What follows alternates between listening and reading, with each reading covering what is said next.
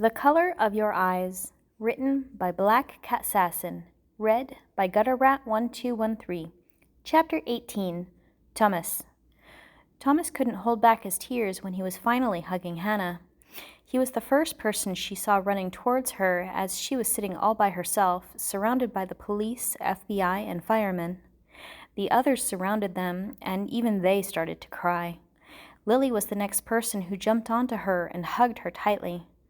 Thomas laughed and wiped away his tears. Hannah was back. Hannah was alive, and she was all right. Even Dan choked. "That is so not like you," Hannah laughed at Dan.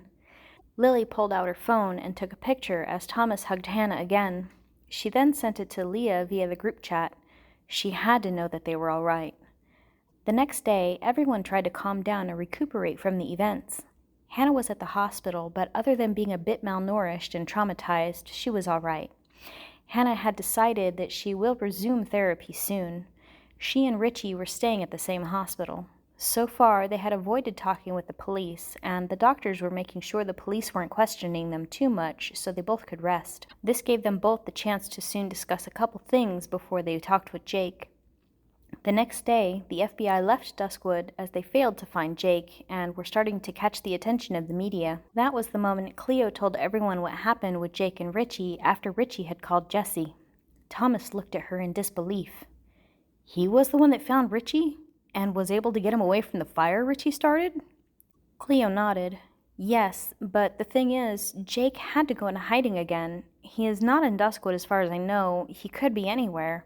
He wanted to talk with all of us, mainly about what we should tell the police, and we are also instructed to take care of Richy.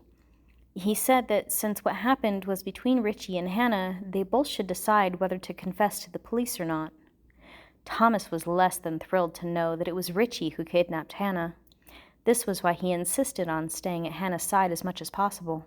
Thomas accompanied Hannah, entering the hospital room where Richy stayed alone. Richy took one look at Hannah and hung his head in shame. Thomas approached Richy, and then he punched Richy in the face. "That was for everything you put us through." Richy didn't protest and got up, rubbing his chin.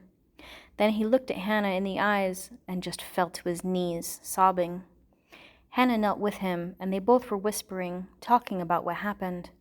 Cleo tapped Thomas's shoulder and signaled for them to get out for a moment. "I think they will reach a conclusion," Cleo said. "I won't let Richy hurt Hannah again. I won't let anything happen to her," Thomas declared. Cleo sighed. They waited for 2 hours until Hannah left the room. "And?" Thomas asked. Hannah took a deep breath. "Richy and I have come to the conclusion to let go of the kidnapping. I won't report Richy to the police." Thomas looked at her in disbelief. "Why?" he asked, shocked. Hannah explained. "While I was being held captive and kidnapped, Richy didn't actually harm me. I can see this as a punishment for what I did to Jennifer 10 years ago. Yes, Richy did kidnap me, but other than being held captive for a couple days, I was all right.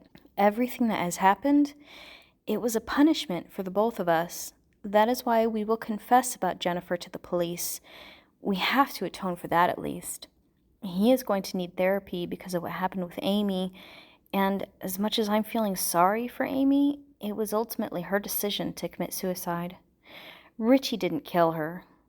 Hannah walked a couple of steps. "And what are you going to say when the police asks who kidnapped you and Richy?" Thomas asked. Hannah turned around and smiled sadly. "Who else, if not the man without a face?"